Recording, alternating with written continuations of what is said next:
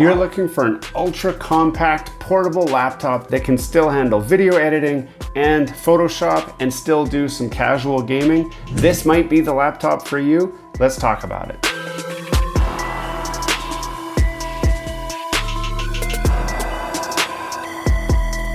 Hello and welcome back to Gears and Tech. Today we're doing a review of my personal laptop. This laptop has gone all over the world and has supported me to help build this channel up to the point that it's at right now. And I want to tell you about the good, the bad, and the ugly of this, which is a Lenovo IdeaPad Flex 5. Right out the gate, this laptop is a couple years old, okay? It is not brand new. Therefore, somebody who's watching this video might be considering buying this laptop used, might be looking for something inexpensive that has a lot of features that you can get on newer laptops, but it comes at a cost. You want to know, how does this laptop work? Before we get too far into this video, don't forget to subscribe to the channel down below. If you've seen some of our content already and have not subscribed, we want you to join our community. Smash that like button, hit subscribe, and let's get back to the video. Let's first of all talk about what this laptop has for specs. This is the Lenovo IdeaPad 5, which is a model number of 14 ARE05. This laptop comes in a number of different configurations with different processor specs. This one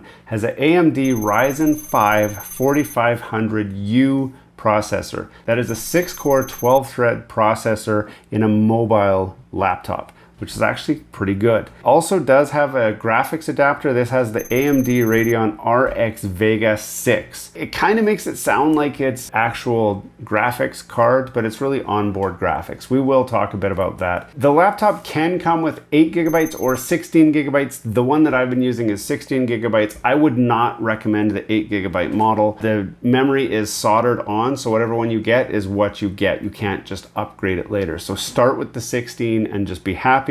It'll be 16 forever. This also has a 14-inch display. It's an IPS panel. It supports 1920 by 1080 resolution at 157 pixels per inch PPI. Mine is a glossy 60 hertz supported display. So that'll become important when we talk about the gaming capabilities of this laptop. It's a 512 gigabyte NVMe SSD drive. Now that is in one slot. This laptop actually has 2 available slots. So one of them is still empty.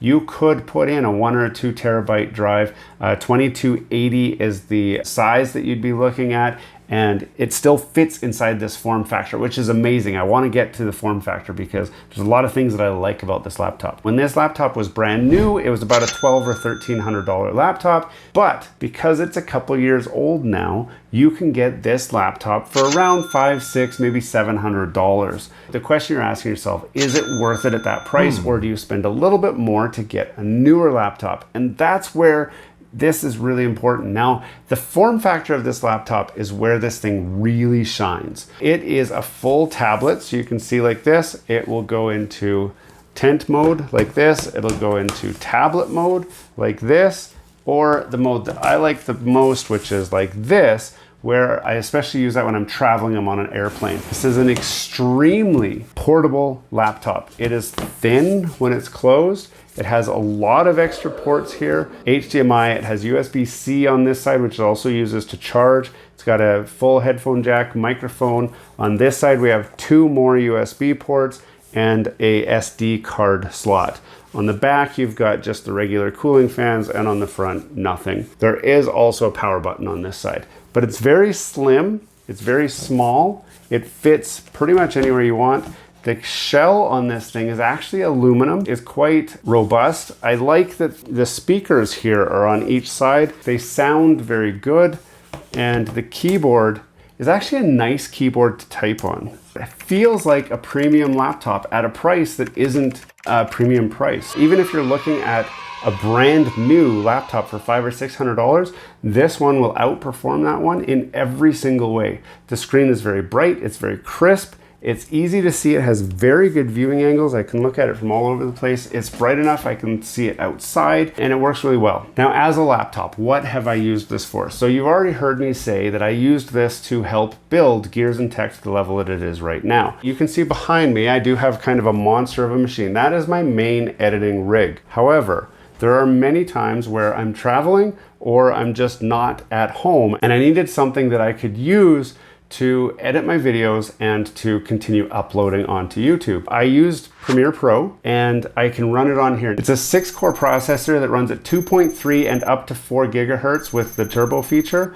So it can handle a lot of just multitasking type activities. And Premiere Pro loves a lot of processors. This keeps up very, very well. I shoot in 4K and I edit in 4K. I was able to edit in real time, doing jump cuts, faders, and adding light graphics and text with screen overlays and that sort of thing.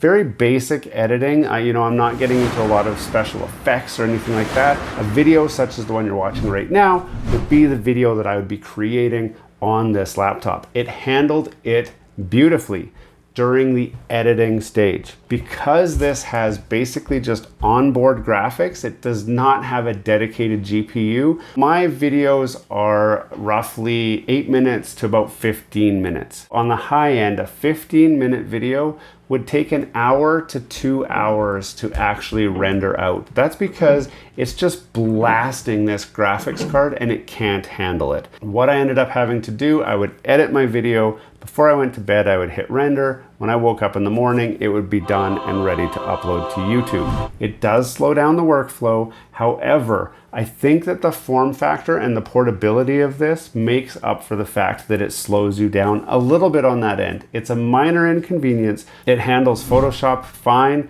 And while I'm switching between the two, I can have them both open, I can have them both running, and it works just fine. Gaming. This is not a gaming laptop. It does have a lot of cores on the processor, so it can make up for the fact that the video card is not that great. For me, I play Call of Duty Warzone, and it will play on here. You have to downgrade the graphics to where they are roughly comparable to a PlayStation 4, probably a little bit worse than a PlayStation 4, and your frame rates are still going to be between 50 and 60 frames per second, but that's maximum. There are tons of times where you would drop to like 30 and this machine gets quite hot and it is not happy about the gaming. Now you could do gaming of pretty much any game, but at very reduced graphic levels. That's all I'm saying. This is more a productivity-based laptop and or a consumption based. If you use your laptop for Instagram, TikTok, Facebook, buying stuff on Facebook Market, just consuming the internet and not really creating or contributing to the internet, it will do that very well, especially because of the multiple modes that you can do. I took this one to Mexico a number of times. I've taken it all over the United States. I've taken it over to parts of Canada, and this has been my go-to laptop. Now, you'll notice that I use that in past tense, has been. That's because I have upgraded to a newer laptop, and I'm sure you're dying to know what it is, and that will be revealed in another video. We will be doing a hands-on review of that laptop. This one has been a very good laptop, and it's not something that I would overlook if I was you looking for something that is a budget laptop that you can get cheap, that will do all of the things that I just said that I used this one for. It still does those just fine. Hey, thanks for watching all the way to the end of this video. We hope you enjoy the content in this video, and we'd love to have you come back. Consider subscribing to the channel if you haven't already. And for those subscribers who are looking for that extra special thing that you can do to support this channel, consider joining our members group. That's where we're building this community, the Gears and Tech community, where we can all enjoy content together. You'll get special perks, which we'd love for you to check out by clicking the link down below. For those of you who are just happy to watch the video, that's okay too. You can check out some of our other content right over here, where we've got some previous videos that have already been uploaded and enjoyed by many of our viewers already. We do hope to see you again. This has been Gears and Tech. Have a great day.